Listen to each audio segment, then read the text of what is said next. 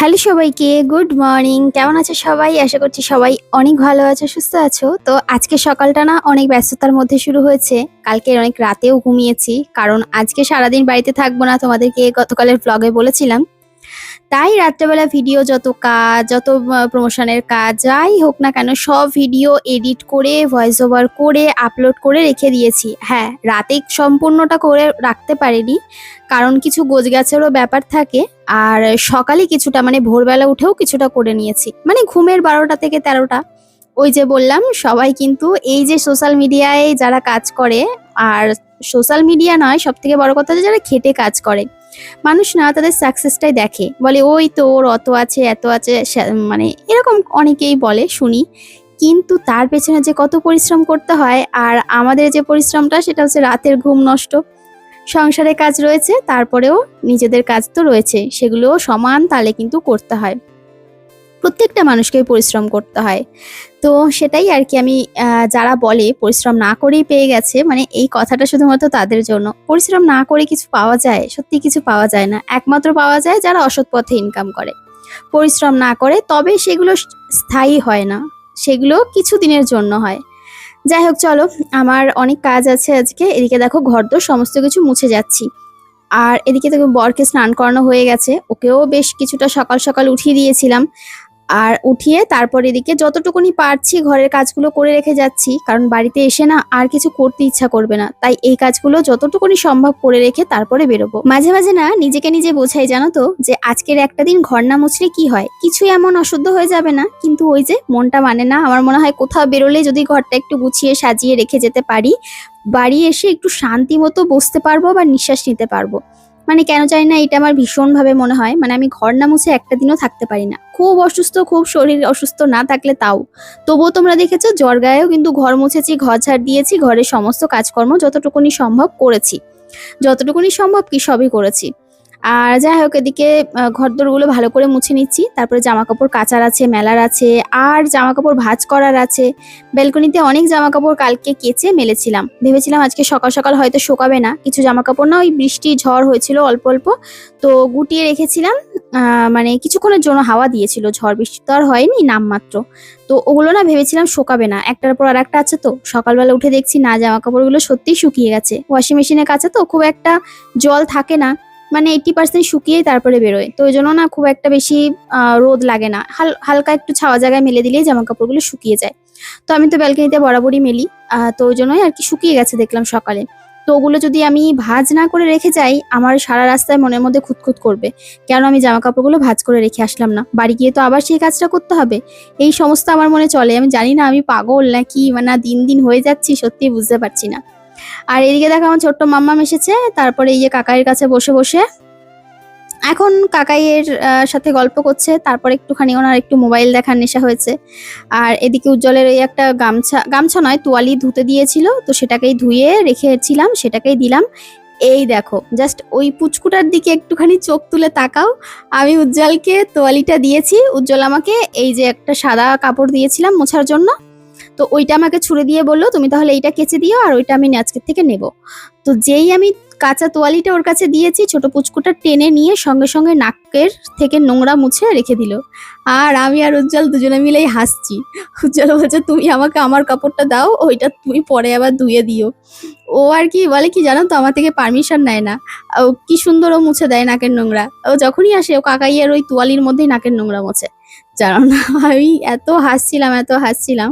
তারপরে উজ্জ্বল বললো আমারটা আমাকে ফেরত দিয়ে দাও, আমি আমারটা দিয়েই কাজ চালিয়ে নেব।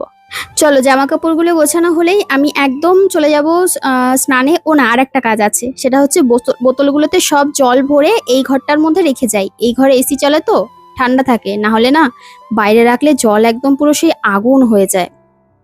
এই যে রেডি হয়ে গেছি, আজকে একটুখানি দেরি করে বেরোচ্ছি। আর চুল ছেড়ে ওখানে গিয়ে চুল ছাড়বো, কারণ চুল বেঁধে নিয়েছি। যা বাইরে গরম না, বাইরে গেলে তিষ্ঠনও যাচ্ছে না, এত গরম ঘর দিয়ে বেরোতে পারছি না। আমি কোনো রকমের সাজুগুজু কমপ্লিট করলাম, শুধু আইলাইনারটা পরেছি আর লিপস্টিক পরেছি, আর একটুখানি মুখে হালকা করে অল্প করে একটু ফেস পাউডার মেখেছি, ব্যাস আর কিচ্ছু না। তাও তো যেতে যেতে ঘেমে টেমে একদম উঠে শেষ হয়ে যাবে যাওয়া পর্যন্ত। ওখানে এসি আছে যদিও, ঢুকলে আর কোনো কষ্ট নেই, বুঝেছো? চলো হ্যাঁ বন্ধু, আর বেশি কথা বলছি না, বেরিয়ে যায়, তোমাদের সাথে পরে কথা বলবো। কি মা? আমার মাটা আমার দিকে তাকিয়ে রয়েছে, আমি যখনই বাইরে যাই না ওর ভালো লাগে না, মন খারাপ হয়ে যায় বলি। ঠিক আছে, আমার ট্রেন পাবো না তাহলে তোমার কাছে তাহলে বসে থাকবো, ভালো হবে? হুম, ঠিক আছে, আই লাভ ইউ।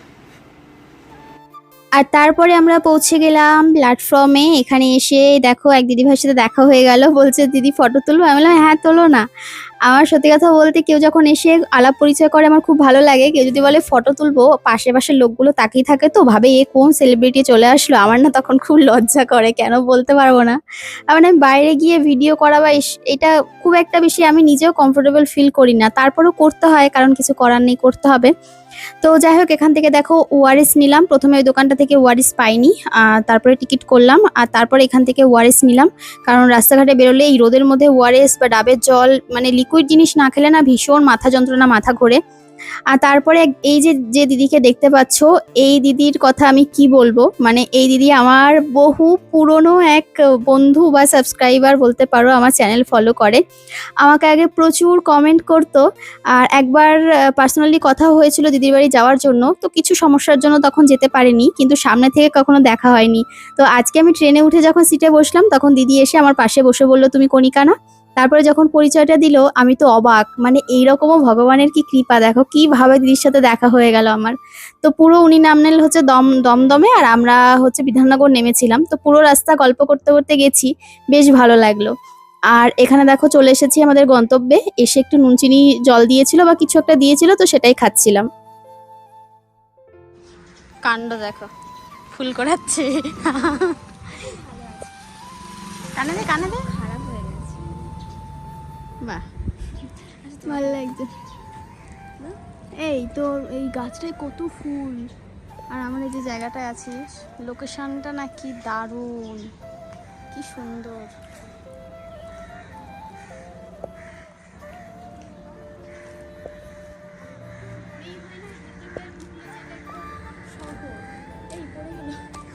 পুরো মনে হয় যে এটা একটা মানে অন্যরকম, বাড়িঘরগুলো দেখলে অবশ্য শহর মনে হয়, কিন্তু গাছগুলো দেখে খুব সুন্দর। শান্ত হয়ে যায়, আমি কখনো এত মানে ঘুরিনি, আজকে ভাবলাম বসে যখন আছি উৎপলকে বললাম চল একটু বাইরেটা ঘুরে আসি। সবাই ঘোরে মোটামুটি, আসলেই সবাই বাইরে বেরিয়ে যায়, কি করে বসে থাকতে হবে, বাইরে বেরিয়ে যায়। ভাবলাম যে আমরা একটু ঘুরতে বেরোই, বেশি নেই, একজনের পরে আমরা, একজন ভিডিও করছে আর একজন করবে, তারপরে যে খুব একটা বেশিক্ষণ লাগবে না, তবে দেরি করে এসেছি তো, ইচ্ছা করে দেরি করে এসেছি।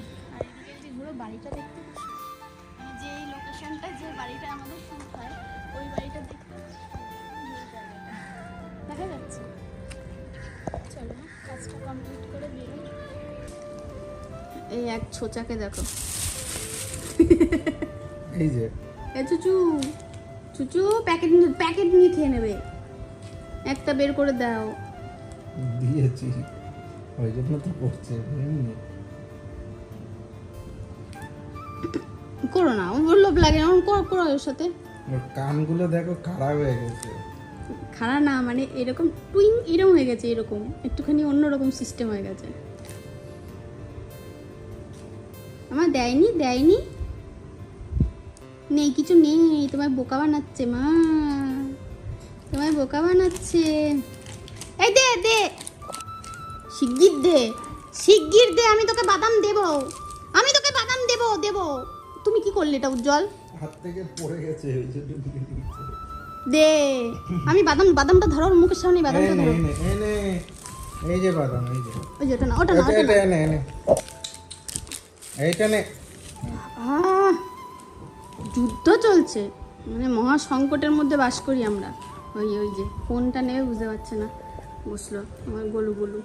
কি সুন্দর দেখতে দেখো মুখটা, থু থু থু থু থু, নজর না লাগে, জিভ বের করে লাগছে আমার মাটা, বলে বাবালি।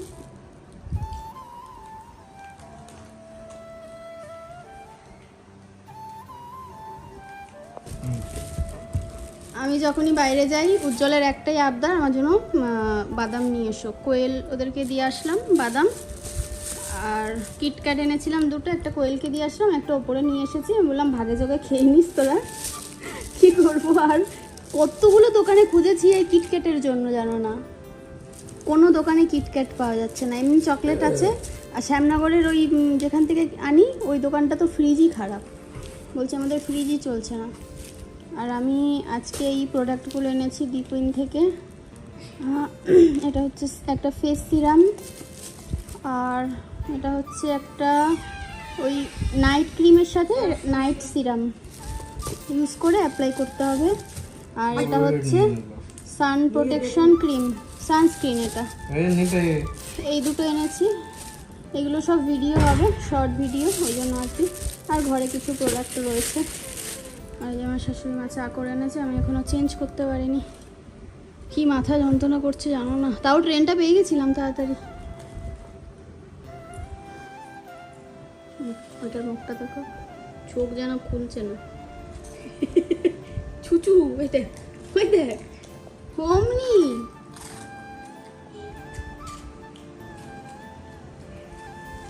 হয়ে গেছে কমপ্লিট।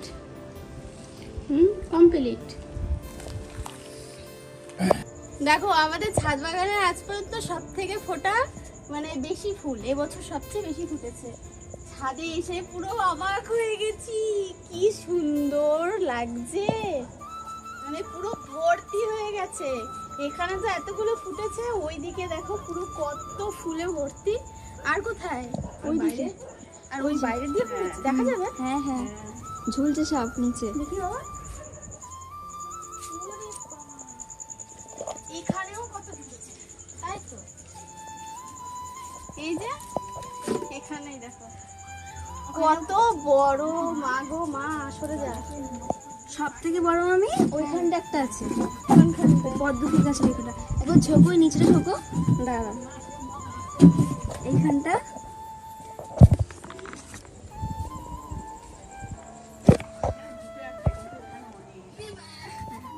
ও মামি গেছো? এই দেখো এইখানেও কত ফুটেছে। কালকে সকাল অবধি তো নেতেই যাবে, দেখাতে পারবো না। রাতে না আসলে না দেখানো যায় না। দেখেছো কি সুন্দর, পুরো জোড়ায় জোড়ায় হয়ে রয়েছে। এই দেখো আরো আছে।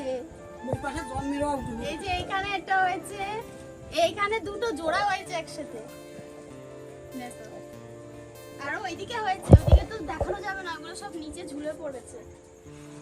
চলো ওপরে হয়নি? হ্যাঁ এখানটা বেশি হয়েছে।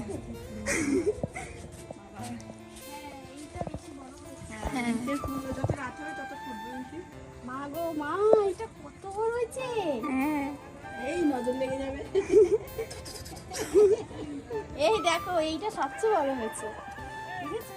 গাছ ভর্তি, মানে গাছ শুধু সাদা, শুধু সাদা দেখা যাচ্ছে। অনেক ফুল ফুটেছে।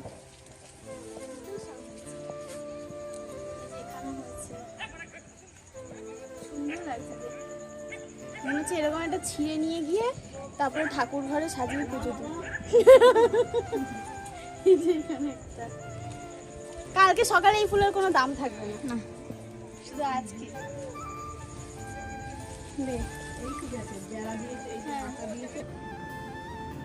ছাদের ড্রাগন ফুলের ভিডিও করে উজ্জ্বলকে দেখাচ্ছিলাম। আমি যখনই ছাদে যাই ভিডিও করি ফল ফুল সবজির, ওকে ঘরে এসে দেখাই।